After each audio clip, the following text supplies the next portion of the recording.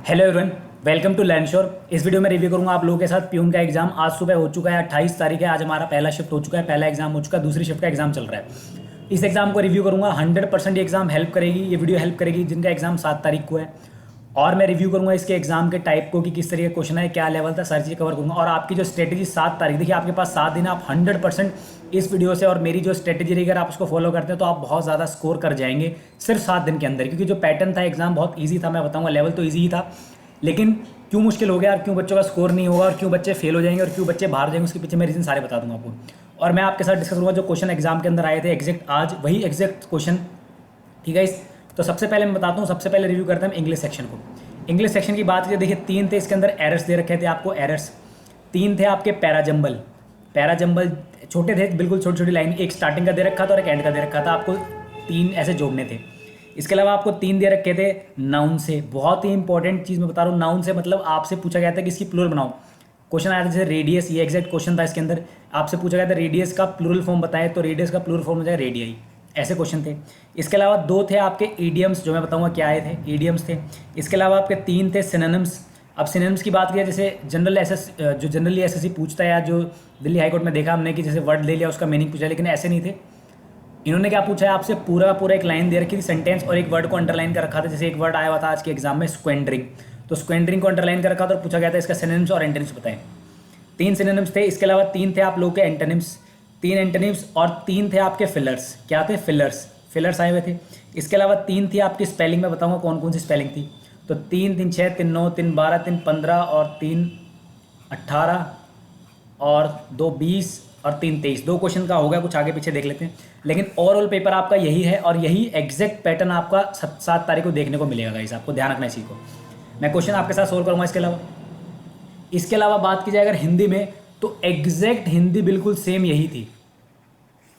आपको एरर्स तो नहीं थे, फिलर्स थे, स्पेलिंग थी, फिलर्स थे। और हिंदी के अंदर मैं बताऊं क्या क्या दे रखा था। हिंदी में आपसे पूछा गया था पर्यायवाची वर्ड, ठीक है। इसके अलावा आपसे पूछा गया था अलोम विलोम, विलोम पूछे गए थे। स्पेलिंग इसके अंदर भी थी, ठीक है। और संधि विच्छेद बहुत अच्छे से पढ़ना आपको, संधि विच्छेद से क्वेश्चन थे। और आपसे जैसे यहाँ पे पूछा गया कि आप बताएं, नाउन का पूछा गया था सिंगुलर प्लूरल, वहाँ पूछा गया था कि आप उसका फेमिनाइन बताएं। आपको दे दिया, जैसे दिया गया था प्रिया, तो पूछा गया था इसका फेमिनाइन या मैस्कुलिन क्या हुआ। इस तरीके से क्वेश्चन मैं भी आपके साथ क्वेश्चन शेयर करने वाला हूँ। तो इस तरीके से क्वेश्चन था, पैटर्न बिल्कुल सेम था, इंग्लिश जैसा ही हिंदी मान के चलो आप, ठीक है। इसके अलावा बात की जाए मैथ्स की, मैथ्स को लास्ट में डील करेंगे। सबसे पहले कर लेते हैं जीके को। जीके देखिए बहुत ही बेसिक जीके आई हुई थी, बहुत सिंपल सिंपल क्वेश्चन थे। मैं बता दूंगा क्या क्या आए थे अभी। तो आपको करंट अफेयर करनी है सारी की सारी। अगर आप 2 से 3 महीने करंट अफेयर कर लेंगे, उससे ज़्यादा आपको कुछ भी नहीं करना है। मैं बता रहा हूँ 6 महीने करंट अफेयर नहीं करनी है आपको, सिर्फ 2 से 3 महीने करंट अफेयर। जनवरी कर लो, 9 दिसंबर ही कर लो और नवंबर की कर लो, बस 3 की करनी है। और फरवरी करना चाहो तो कर लो, बस ये 4 मंथ की फरवरी कर लेना, फरवरी जनवरी दिसंबर, इन 3 की कर लो, काफ़ी आपके लिए। और नवंबर की आप करते हो तो सेफ जोन में जाओगे। तो 4 मंथ की करंट अफेयर कर लो। इसके अलावा करंट अफेयर होगी, नॉर्मल क्वेश्चन थे कि मुगल काल के फाउंडर कौन थे। इसके अलावा क्वेश्चन पूछे गए थे कि सबसे बड़ा प्लेनेट कौन सा है। इसके अलावा पूछा गया था कि फोटोसिंथेसिस के अंदर कौन सी ऑक्सीजन कौन सा चीज़ यूज़ होती है उसके अंदर। ये सब क्वेश्चन थे, ठीक है। मैं सारे क्वेश्चन अभी आपके साथ रिव्यू कर लूँगा। बात की जाए मैथ की, तो मैथ सारा का सारा बेस था सिर्फ फॉर्मूला बेस। अगर आपको बेसिक परसेंटेज आता है तो आपका क्वेश्चन निकल जाएगा, आपको बेसिक सीआई आता है क्वेश्चन निकल जाएगा, और आपको बेसिक एसआई आता है सारा निकल जाएगा। जिन्होंने बहुत डीप सीआई पढ़ा है, एसआई पढ़ा, कोई फायदा नहीं होने वाला, क्योंकि बहुत ही बेसिक क्वेश्चन आए हुए। तो आप हर चैप्टर का बेसिक करके चले जाना, आपके क्वेश्चन सारे निकल जाएंगे, ठीक है। इसके अलावा प्रॉफिट एंड लॉस हो गया। इसके अलावा टाइम एंड वर्क का क्वेश्चन था, ट्रेन से 2 क्वेश्चन थे। इसके अलावा आपका रेशियो से भी एक क्वेश्चन था, एज से भी एक क्वेश्चन था। तो ये सारे इस तरीके से पैटर्न थे। हमने जीके रिव्यू करी, हिंदी करी, इंग्लिश करी। बात करते हैं मैथ की। तो मैथ की बात की जाए तो मैथ का तो मैंने रिव्यू कर दिया। मैथ का जो रिव्यू हो गया, क्या बच गया हमारा, इंग्लिश, हिंदी, मैथ्स और जीके, यही 4 सेक्शन थे, ये चारों कर लिए मैंने। अब मैं आपको क्वेश्चन आपके साथ शेयर करता हूँ क्या क्या क्वेश्चन आए हुए थे। देखो गाइस, सबसे पहले बात की जाए क्वेश्चन इंग्लिश की, तो इंग्लिश में क्वेश्चन आपसे पूछा गया था कि when large amount of people evacuate, या इवैक्यूएट नहीं था, जब बहुत सारे लोग एक जगह से दूसरी जगह थे तो उसको क्या बोलते हैं। 1 वर्ड आपके आए हुए थे बहुत सारे। 1 वर्ड पूछा गया था कि जब आप किसी के ऊपर कोई लिखते हैं बुक तो उसको क्या बोलते हैं, बायोग्राफी बोलते हैं, ऑटोबायोग्राफी, इस तरीके से क्वेश्चन था। इसके अलावा एक क्वेश्चन था आपसे स्पेलिंग की बताऊं मैं। स्पेलिंग के 3 वर्ड आए हुए थे, मैं स्पेलिंग तीनों से दिखाता हूँ आपको। एक पूछा गया था आपसे स्पेलिंग पैसेंजर की, तो पैसेंजर की स्पेलिंग बहुत इंपॉर्टेंट है। पैसेंजर में बच्चों ने यहाँ पे डबल एस के बाद ए लगाया हुआ जबकि ई आता है। तो एक पैसेंजर की स्पेलिंग थी, एक स्पेलिंग थी अप्रेंटिस की, इसके अलावा एक स्पेलिंग थी आपकी बुक्के की, BOUQUET, ठीक है, बुक्के की, ध्यान रखना इसको। तो ये 3 क्वेश्चन थे, बहुत आसान हो गए। इसके अलावा बात की जाए अपोजिट, अगर मैं बताऊं आपको एंटोनिम्स आए थे आपके 3। एक वर्ड पूछा गया था कि एक्सेलरेट का आपको एंटोनिम्स बताना है, तो आंसर स्लो था इसका।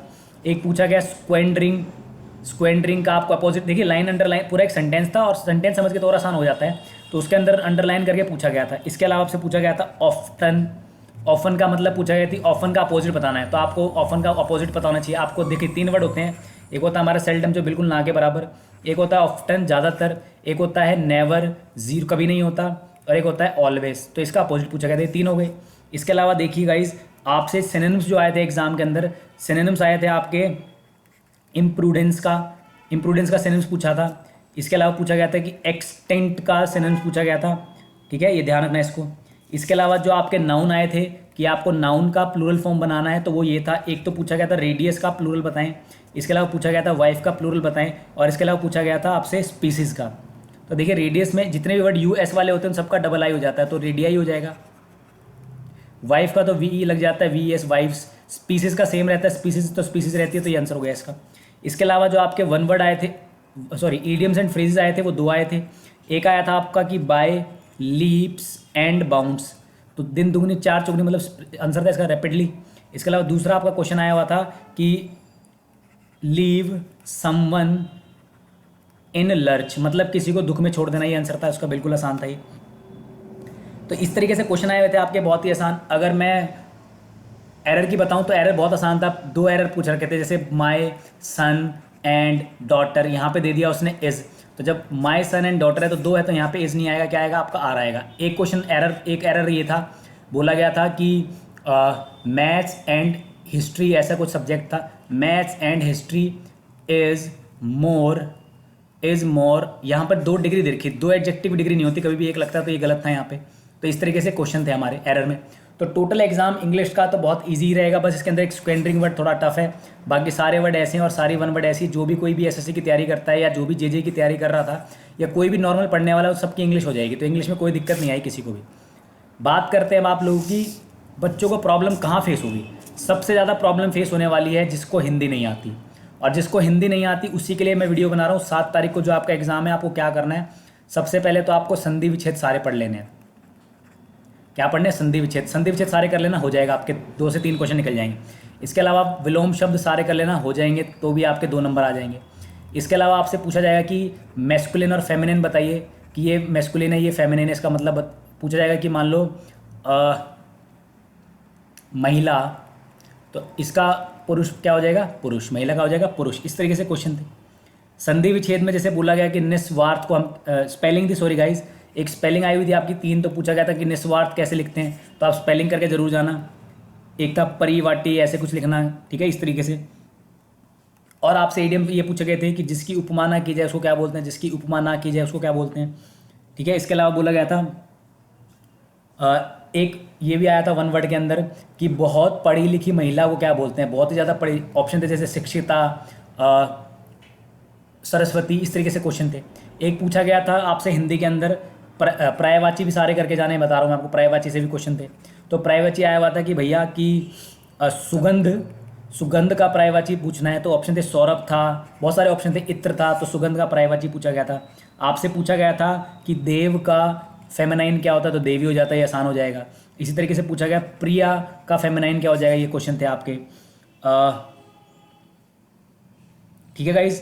तो आपको संधि विच्छेद, विलोम शब्द, मैस्कुलिन, फेमिनिन और ये सब पर्यायवाची, ये सारे करने अच्छे से। और बाकी कुछ कहावतें थी, जैसे बोला गया, पूछा गया था कि अगर आप दिन प्रतिदिन मेहनत करते हो तो आपको क्या मिलेगा, फल मिलेगा या मोल मिलेगा या दंड मिलेगा, तो आंसर हो जाएगा फल। इसी तरीके से और क्वेश्चन थे आपके हिंदी में कि जितनी चादर हो उतने डैश फैलाने चाहिए, तो डैश में आपको पता है पैर फैलाने चाहिए, तो ये आंसर आसान था। तो लगभग हिंदी था तो आसान, लेकिन जिन्होंने ये संधि विच्छेद, विलोम शब्द, मैस्कुलिन, फेमिनिन, पर्यायवाची और ये सब नहीं पढ़ा उसके लिए मुश्किल हो जाएगा।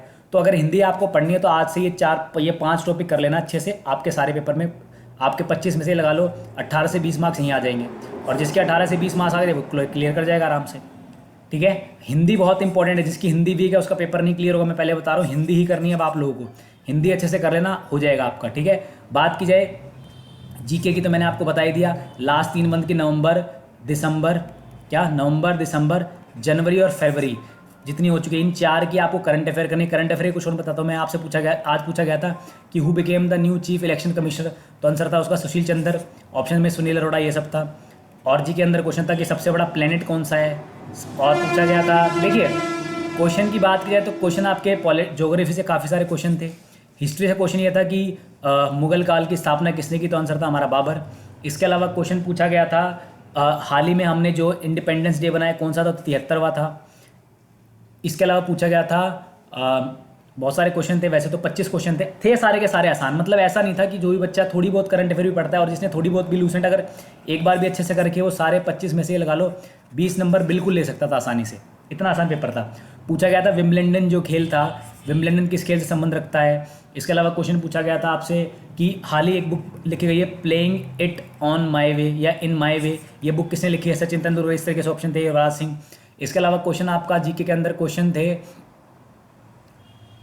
ठीक है, इस तरीके से क्वेश्चन थे। मतलब मैं बताऊंगा बहुत इजी क्वेश्चन था। जीके के लिए आपको बर्डन नहीं लेना, जो बच्चा जिसने जेजे के लिए तैयारी की है ना जीके की अच्छे से, उसका सारा सबका हो जाएगा ये।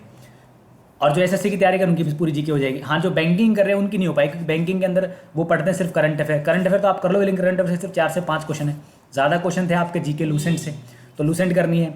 तो ये थी हमारी हिंदी इंग्लिश जीके। बात की जाए मैथ की, तो मैथ का सिर्फ आपको बेसिक करना है, जो भी अर्थमेटिक के टॉपिक है सारे कर लीजिए, और HCF जरूर करके जाना, LCM जरूर करके जाना। CI से क्वेश्चन था 100%, SI से भी था, प्रॉफिट एंड लॉस से था। जब प्रॉफिट एंड लॉस ऐसे पूछा गया कि एक प्रोडक्ट को बेचा गया, 25% लॉस हुआ, तो इतने में अगर उसको 1200 बेचा गया कितने का प्रॉफिट हो जाएगा। रेशियो की एज बहुत आसान थी, एज से क्वेश्चन था।